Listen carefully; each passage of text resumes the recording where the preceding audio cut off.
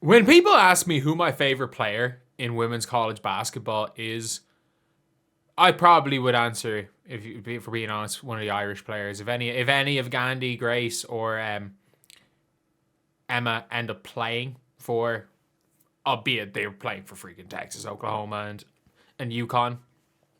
If any of them end up playing, it'll be them. But otherwise, for me, pure basketball wise, it is the best player in college ball by, in my opinion, a long shot in Sarah Strong. She is what I've described her as. People talk about Aaliyah Boston, and they talk about the ceiling of Aaliyah. They talk about, like, Aaliyah can be this like passing hub, and you can play through Aaliyah. You can run everything through Aaliyah. She can beat a female Jokic. Well, I think Aaliyah has the potential to be that. Sarah Strong's already that. Like, she is what we're talking about a Aaliyah Boston becoming. Sarah Strong is already that. And I understand, look, this is preseason. But I thought she was the best player in UConn last year. And that was a stacked team that had Paige Bueckers and AZ Foot. I thought she was their best player last year. But, like, I thought she was the best player in the nation last year. If you asked me who the best player in college was last year, by the end of the year, I would have said Sarah Strong. And I think she will actually overtake Juju as the number one pick in 2028, assuming Juju is going to redshirt. But, like, if you just watch how she plays, she's big, she's strong, she's mobile, she has the touch. Like, she's able to cut there, just waiting, patient, using her size, easy finish. She's able to get steals. She's so mobile for her size, by the way. Like, she's big and strong, but also super mobile.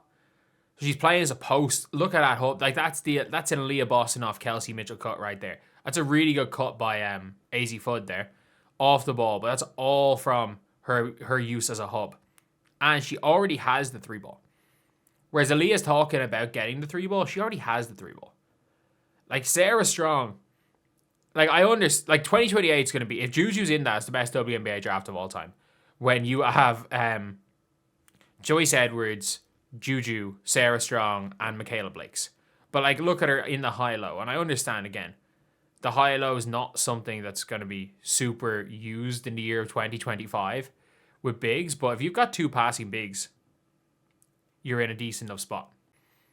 And obviously, like, if you're using her as a single big, she has that ability to, well, launch the ball full court like that. Or is she finishing there? I think she threw the pass. But, no, she finished. I'm blind. I'm genuinely blind. Easy block there for her. She gets it in the high post, turnaround, mid-range. Like, we've seen it so much during the year. And she really is just, she's flawless. She is flawless as a basketball player. She can shoot the mid, she shoots the three. She guards. She passes, she moves well with, without the ball. Her processing in the game is already incredible. And there are two young bigs that process the game at the level that she does. And it's her and Awafam. Sarah and Awafam, the way they process the game at, like, a completely different level to pretty much anyone that I've seen. Pretty much anyone else that I've seen, even at the WNBA level, other than maybe Aaliyah Boston. Aaliyah Boston, IQ-wise, is there. But she's there with Awafam.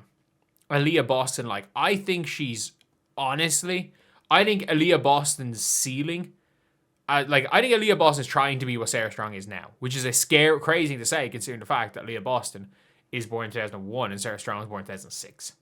Like, Aaliyah Boston is 4.5 years younger. Aaliyah Boston is bigger and stronger, though. But sophomore in college, already better than Angel Reese. Yeah, that's not a knock on Angel Reese saying that Sarah Strong is better than her. That's not a knock. She's that good. It is, like, National Player of the Year loading. And I understand it's preseason. So I'm not going to look too much into this. But I've felt like this about Sarah Strong for a long time. And that's why people are just like, oh, no one will ever be better than Caitlin Clark. I'm like, man, first of all, it's going to be very difficult in Caitlin Clark's career for her to overtake A'ja Wilson. It is going to be hard. If Caitlin Clark is able to get into that Angel Wilson conversation at any stage in her career, fair play to her. That's all I'm going to say is fair play. Like, if she's able to do that, like, that is a seriously impressive thing. But I will say it, that you've got Sarah Strong, who's going to be insanely good. You've got Michaela Blakes. You've got all these elite players. And I do think that, like, Sarah Strong, of all of them, Sarah Strong's not the most interesting player to watch. She's like your female Jokic. She's your closest thing to a female Jokic in how she plays. With her size, her ability to play inside, outside, her passing, her ability to run the show as a guard. You can run the offense through her. You can run the offense to her.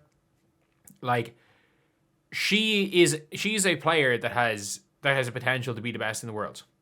And again, like, look, a lot of players have that potential and don't live up to it. Like, I think in the league right now, players have the potential to be the best player in the world are Dominique Malonga and Caitlin Clark, that are in the league right now that aren't Asia or Fee. I think it's the two of them.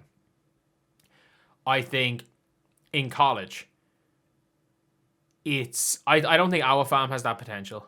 I think Sarah Strong does. I think Juju has the potential. I don't think she will be.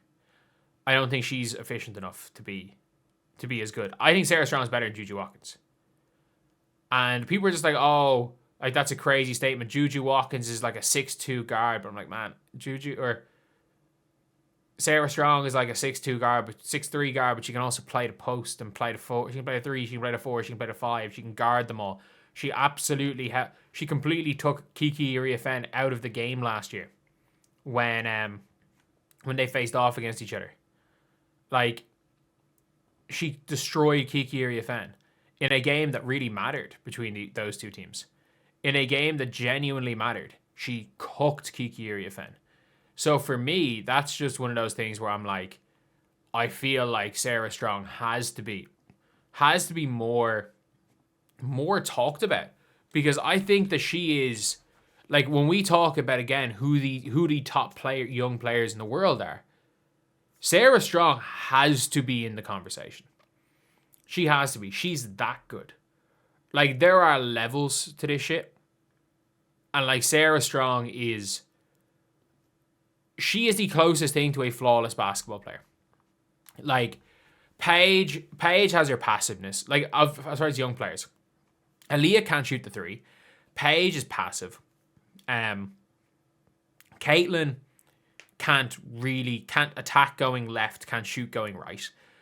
Juju Watkins is not a very good 3-point shooter, and she's not the most efficient shooter, and she takes a lot of inefficient shots when she can be more efficient. Angel Reese can't score layups. Dominique Malonga hasn't quite put it all together. Awafam maybe doesn't play at with the highest motor. If we talk about young players that are complete and doesn't have a 3-ball, young players that are completely flawless, I don't actually think there's a flaw in Sarah Strong's game. And look, at the end of the day, a player having no flaw, like, we don't judge players by their lack of flaws. If we're judging players by their lack of flaws, I'm just trying to think of a player with a lack of flaws in the WNBA. I don't think there's a player that has no flaws in the league right now. Fee. But Sarah Strong has that type of Nafisa Collier mixed with Aaliyah Boston potential. Like, she could be the best in the world. I don't think she's going to be best ever, because, like, it's going to be, but when it's all said and done, I think it's going to be hard to take that crown off Angel Wilson. But she's going to be seriously good. But anyway, I'll see you guys.